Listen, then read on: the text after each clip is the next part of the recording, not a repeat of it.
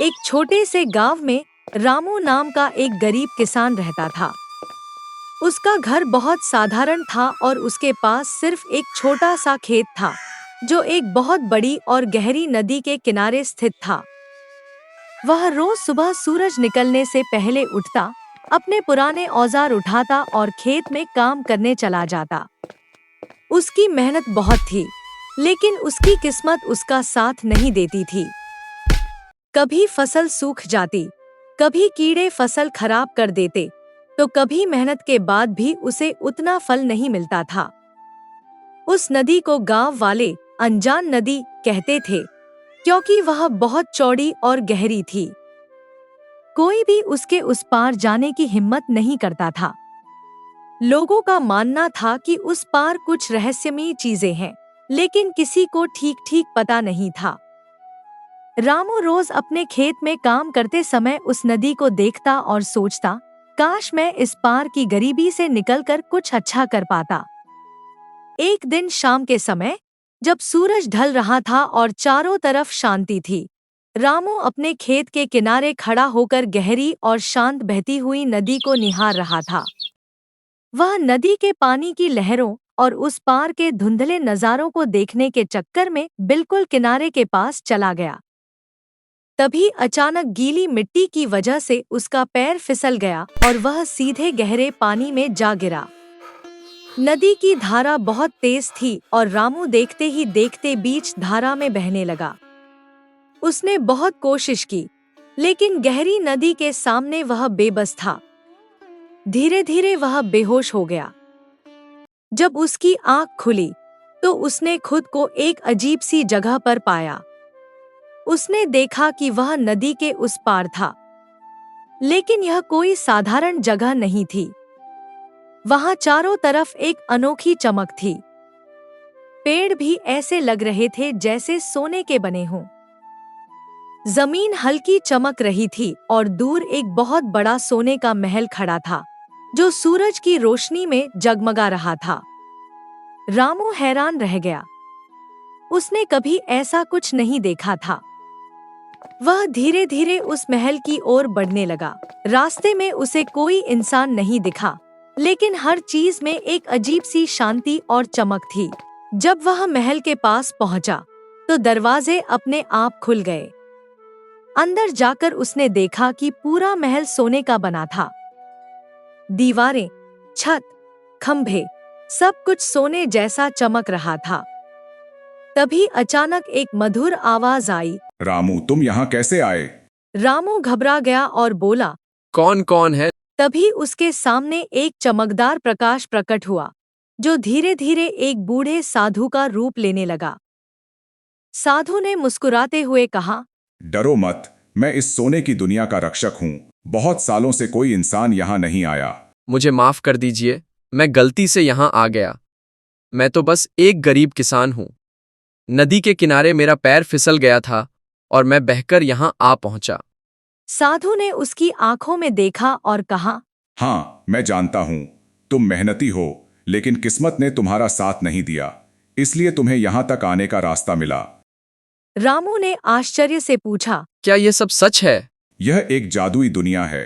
यहाँ का सोना सिर्फ उसी को मिलता है जो दिल से सच्चा और मेहनती होता है। लेकिन यहाँ से कुछ भी ले जाना आसान नहीं है। मुझे ज्यादा कुछ नहीं चाहिए, बस इतना मिल जाए कि मैं अपने परिवार का पेट भर सकूं और आराम से जी सकूं। साधु मुस्कुराया और बोला, तुम्हारी यही सादगी तुम्हारी सबसे बड़ी ताकत है। फिर साधु ने उसे एक छोटा सा बीज दिया और कहा, इसे अपने खेत में बो देना। यह साधारण बीज नहीं है। अगर तुम सच्चे दिल से मेहनत करोगे तो यह तुम्हारी जिंदगी बदल देगा। लेकिन याद रखना, लालच मत करना। रामू ने बीज लिया और धन्यवाद कहा। तभी अचानक तेज रोशनी हुई और वह फिर से बेहोश हो गया। जब उसकी आंख खुली, तो वह अपने खेत के किनारे पड़ा था, जैसे कुछ हुआ ही न हो। लेकिन उसके हाथ में वह बीज अब भी था। रामू ने उस बीज को अपने खेत में बो दिया। वह रोज उस बीज की देखभाल करता, पानी देता और मेहनत करता। कुछ ही दिनों में वहां एक छोटा पौधा उगाया, जिसकी पत्तियां हल्की चमकती थी। धीरे धीरे वह पौधा बड़ा होने लगा और एक दिन उस पर सोने जैसे चमकते हुए फल लगे। रामू ने एक फल तोड़ा तो वह सच में सोने का था। उस दिन से उसकी किस्मत बदल गई। उसने उन फलों को बेचकर पैसे कमाए, लेकिन उसने लालच नहीं किया। उसने अपने खेत को बढ़ाया, अच्छा घर बनाया और अपने गांव के लोगों की मदद करने लगा। एक दिन जब वह फिर से नदी के किनारे पहुंचा, तो उसे वही साधु फिर से दिखाई दिए। रामू ने हाथ जोड़कर कहा, महाराज, आपकी वजह से मेरी दुनिया बदल गई। साधु मुस्कुराए और बोले, रामू, वह जादुई दुनिया तो सिर्फ एक जरिया थी। असली जादू तुम्हारे अंदर था। देखो, तुमने अपनी मेहनत और अच्छाई से अपने इस गांव को ही सोने की दुनिया बना दिया है। हमेशा याद रखना, सच्ची दौलत बाहर के सोने में नहीं, बल्कि इंसान की मेहनत और उसके सच्चे दिल में होती है। साधु गायब हो गए। साधु के गायब होने के बाद रामू अपने खेत की ओर मुस्कुराते हुए लौट गया। अब उसकी जिंदगी बदल चुकी थी, लेकिन उसका स्वभाव बिल्कुल वैसा ही सरल और सच्चा था। वह रोज की तरह अपने खेत में काम करता और उस जादुई पेड़ की देखभाल करता, जो अब और भी हरा भरा और फलदार हो चुका था। कुछ ही समय में पूरे गांव में रामू की तरक्की की चर्चा होने लगी। लोग कहते, रामू के खेत में जरूर कोई चमत्कार है। लेकिन रामू कभी घमंड नहीं करता, बस मुस्कुराकर कहता, यह सब मेहनत का फल है। उसी गांव में एक बहुत अमीर लेकिन घमंडी सेठ रहता था। उसका नाम था सेठ धनराज। जब उसने रामू की तरक्की के बारे में सुना, तो उसे यकीन नहीं हुआ। वह खुद देखने रामू के खेत पर पहुंचा। जैसे ही सेठ की नजर उस चमकते हुए पेड़ पर पड़ी, उसकी आंखें लालच से चमक उठीं। उसने मन ही मन सोचा, अगर यह पेड़ मेरे पास आ जाए, तो मैं पूरे इलाके का सबसे अमीर आदमी बन जाऊंगा। रामू ने सेठ का स्वागत किया और सादगी से सब कुछ बताया, लेकिन जादुई बीज की असली बात छुपा ली। सेठ ने ऊपर से तो मुस्कुरा कर बात की, लेकिन उसके मन में कुछ और ही चल रहा था।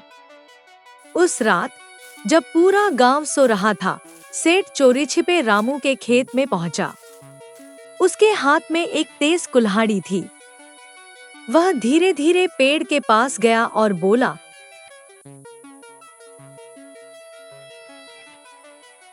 जैसे ही उसने पेड़ पर पहला वार किया, अचानक जमीन हिलने लगी और पेड़ से एक तेज रोशनी निकलने लगी। सेठ डर गया, लेकिन लालच के कारण वह रुका नहीं और फिर से कुल्हाड़ी चलाने लगा। तभी पेड़ के अंदर से वही साधु प्रकट हुए। उनकी आंखों में अब शांति नहीं, बल्कि गंभीरता थी। रुक जाओ धनराज, यह पेड़ मेहनत और सच्चाई का प्रतीक है, लालच का नहीं। मुझे यह पेड़ चाहिए। मैं अमीर हूँ, मैं कुछ भी पा सकता हूँ। दौलत से सब कुछ नहीं खरीदा जा सकता। तुमने बिना मेहनत के पाने की कोशिश की है, इसलिए तुम्हें इसकी सजा मिलेगी। जैसे ही साधु ने यह कहा, सेठ के हाथ की कुल्हाड़ी जमीन पर गिर गई और वह वहीं बैठ गया। अचानक पेड़ के सारे सुनहरे फल गायब हो गए और पेड़ साधारण सा दिखने लगा। मेरा सोना कहाँ गया? यह सोना सिर्फ उसी के लिए है जो सच्चे दिल से मेहनत करता है। तुम्हारे लिए यह सिर्फ एक साधारण पेड़ है। इतने में रामू भी वहां पहुंच गया। उसने देखा कि सेठ डरा हुआ बैठा है। रामू ने साधु को प्रणाम किया और सेठ की ओर देखा। सेठ जी, अगर आपको कुछ चाहिए था तो आप मुझसे कहते। चोरी और लालच से कभी भलाई नहीं होती। सेठ की आंखों में शर्म आ गई। उसने सिर झुकाकर कहा, रामू, मुझे माफ कर दो। मैंने लालच में आकर गलत किया। साधु मुस्कुराए और बोले, गलती हर इंसान से होती है, लेकिन जो अपनी गलती मान ले वही सच्चा इंसान होता है। फिर साधु ने हाथ उठाया और पेड़ फिर से चमकने लगा। लेकिन इस बार साधु ने कहा, अब यह पेड़ सिर्फ रामू के लिए नहीं, पूरे गांव के लिए है। जो भी सच्चे दिल से मेहनत करेगा, उसे इसका फल मिलेगा।